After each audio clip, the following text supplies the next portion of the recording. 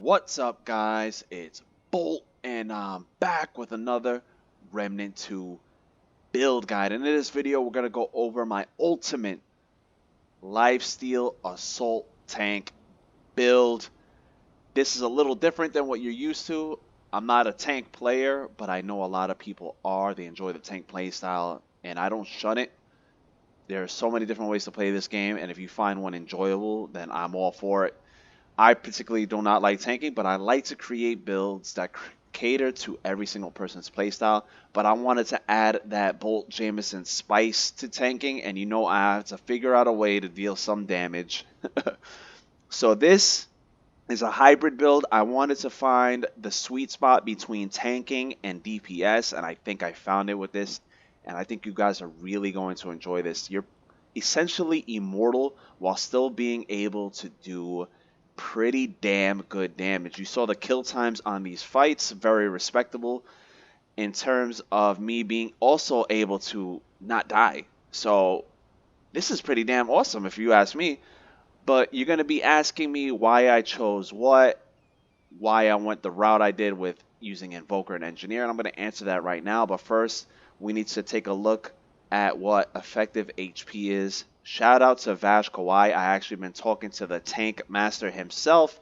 Me and him going back and forth, bouncing ideas off of each other, testing things out, and I learned a lot from him. I will link his channel and his tank calculator for min-maxing tank builds to perfection. Basically, it's a mathematically proven, his calculator. It goes through all kinds of different formulas, and you guys will too be able to min-max your tank builds, and hopefully soon he'll add the DPS calculator as well, but I digress. And effective HP is basically the sum of the total damage you could take in one hit before dying. So we take everything into consideration. This is your vigor, HP, your armor, shields, everything is taken into account and develops the effective HP. And on this build, we have 1,035 effective HP. Now, I chose this number because, number one, I'm able to still utilize the damage trinkets that we have available here. And it's also able to tank a lot of the heavy hits. For example, I can tank the body throws from Magister Dullain. Now, I always thought that was a one-shot, but it's not. I could tank the tongue impale if I'm close. If you're close, you could tank it. If you're far away, this is automatically a one-shot. I actually confirmed that with Gunfire Games, the creator of the boss himself. He said there is a distance threshold to that attack, so no matter how much you can have every single piece of damage reduction on, and shields, whatever, doesn't matter, you will be impaled by that tongue and die. You can tank the Bruin impale with this build. You can tank the Tal'Ratha body flop attack, the one when he rolls over you. You can tank. I thought that was always a one-shot. It's not. You can tank the Sha'Hala Spectral Fists when it comes out of the ground. I always thought that was a one-shot. It's not. You can tank it with this build. You can tank the Venom Flame Pillars. I thought that was always a one-shot. And funny enough, me and Vash have been testing Venom, and a lot of Venom's attacks actually ignore damage reduction, so it doesn't matter. I could have all the shields in the game, all the health in the game, and his Spear Lunge will still one-shot you. His Spear Throw will still one-shot you. So there is a bug with Venom, and we're going to try to sort it out with Gunfire Games to see if we can fix that, because no attack should ignore damage reduction unless it's a scripted one-shot like Magister Dullain's attack. But I digress again. Let's go over the archetypes and why we chose them, Invoker and Engineer. Firstly, Engineer was chosen because we're using the heaviest armor available in the game to give us the maximum damage reduction. And while you are in heavy carry form, your encumbrance does not matter at all. There's no flopping when you're in heavy carry. The only thing it will penalize is your stamina regeneration. Since we are ultra heavy, our stamina regen is piss. It's piss poor. So just keep that in mind, but it doesn't really matter. Stamina does not matter in this game because we will be leeching and healing simultaneously while we're attacking. So even if we do run out of stamina, don't even worry about it. You'll be healing if you take a hit. It's fine. And then on top of that, heavy carry and Engineer do some very respectable damage. And you're wondering why it is slotted in second. That is blasphemy. We always have Engineer slotted in first for overclock, right, guys? Always. No, not always. Not with the Invoker. I've noticed Way of Quayla does so, or Keula, whatever you guys want to call it, does so much freaking single target damage that we benefit from getting the 2 casts from it much more than the overclock. And on top of that, we do not want to be locked in overclock. We want to be able to put our heavy weapon away so we could keep casting the Sandstorm and the Nebula. Thus will enable us to continuously leech throughout the fight, and that is a big component of this build, is the leeching aspect of it. We want to always have our mods up so we can continuously leech. So, also, with Invoker, we chose it because of the Mind and Body Utility perk. This is going to give us 5% damage reduction. This is very important because this is going to help us reach our 80% damage reduction. Engineer has the Magnetic Field perk, which gives us the 15% damage reduction if a turret is on the floor or we're in heavy carry. We will have, so that essentially we will have 20% just of damage reduction just off of our archetypes. Now onto the trinkets.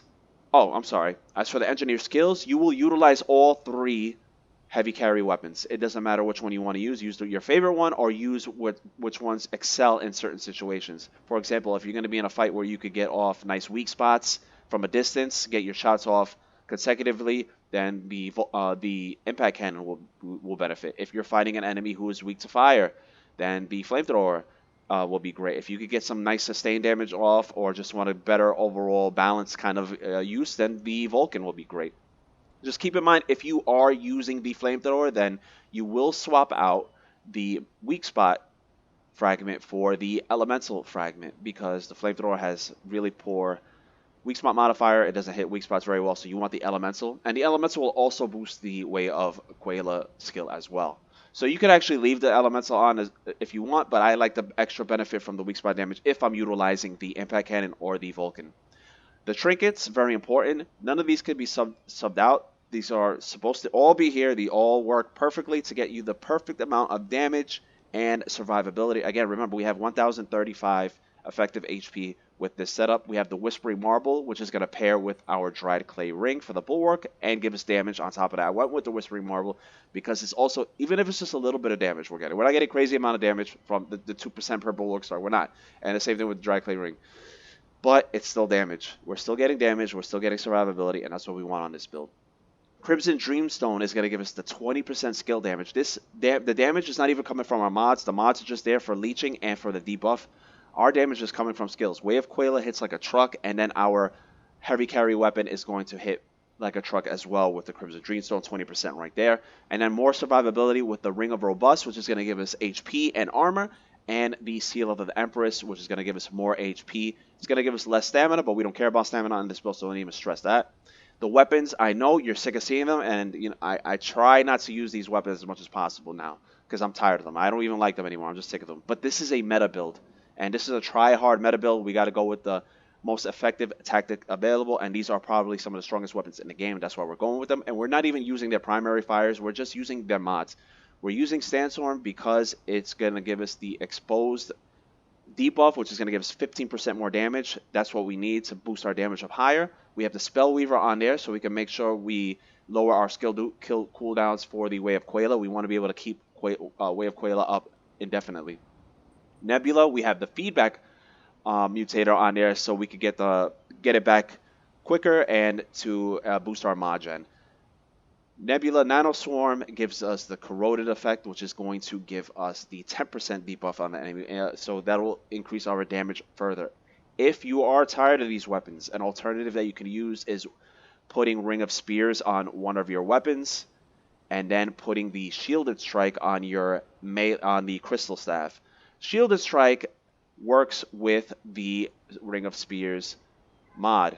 Ring of Spears has been buffed. It now has a mod and a melee tag on it, so it actually works with the Shielded Strike mutator. You will be generating a shield while the swords are spinning around you and hitting an enemy. So that is another way to go if you are tired of Monolith and Nebula. Plus, it's going to give you more effective HP. You're going to have a shield up. So that's another route you can go if you are really tired of these two weapons. The melee weapon is the Crystal Staff. I went with this because the Invoker does elemental damage. Crystal Staff does elemental. Plus, if we need to shoot off this melee weapon from a distance, you can. It's safely. And we have the Edgelord mutator on there for more lifesteal. But again, if you want to use the Shielded Strike on there, that is another alternative to pair with the Ring of Spears. The armor cannot be changed. Usually, I always go for fashion, but this is a min-max build. We have to use the Leto's armor. And this actually doesn't look bad to me. I don't think it really looks bad. It looks better on a female character. I have the male character, so it looks a little fatter, bulkier, so whatever. But it is the full Leto set. And on the Relic, we are using the Profane Heart for the lifesteal. This thing is absolutely busted. It is strong as hell. And with the Leech trait and the Siphoner trait, you do absurd lifesteal. Skill damage, weak spot damage, health on there. Again, use the Elemental if you are going with the Flamethrower. When we have everything, this is just basic. We have 72.9 DR, but when you're in heavy carry, it'll go up to the 80%, and we use the Sweet Leaf consumable. I know a lot of players do not like to use consumables. This build does utilize the consumables. We're not using Confidence. You don't even need Confidence Booster on this build. Confidence Booster has been confirmed to be will be nerfed in the future. It's going to remove Stagger Resist, as it should. That is just too strong to be on such an easy consumable to use. So I wanted to make a build that didn't even rely on Stagger Resist. You know, like you could use Alchemist if you want Stagger Resist and Medic. But we're not going pure tank. We want the DPS, so that's why we went with this. So this build does utilize Sweet Leaf. That will give us the maximum 5 stacks of Bulwark. We have Potency to help us out with the duration of that. So it'll last 60 seconds of Bulwark. You'll get the damage reduction and more damage because we are using the Dry Clay Ring and the Whispering Marble. So I really encourage consumable use on this build. I know you guys hate it. Please just try it, please.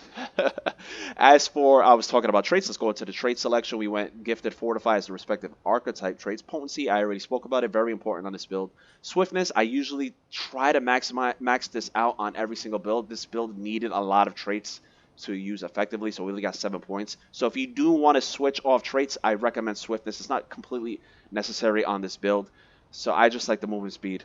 So you could sub the 7 points out here for another trait of your choosing, but all the other traits are mandatory. Vigor, obviously, for the HP. Spirit, because we need to be able to keep casting those mods as much as we can for the lifesteal.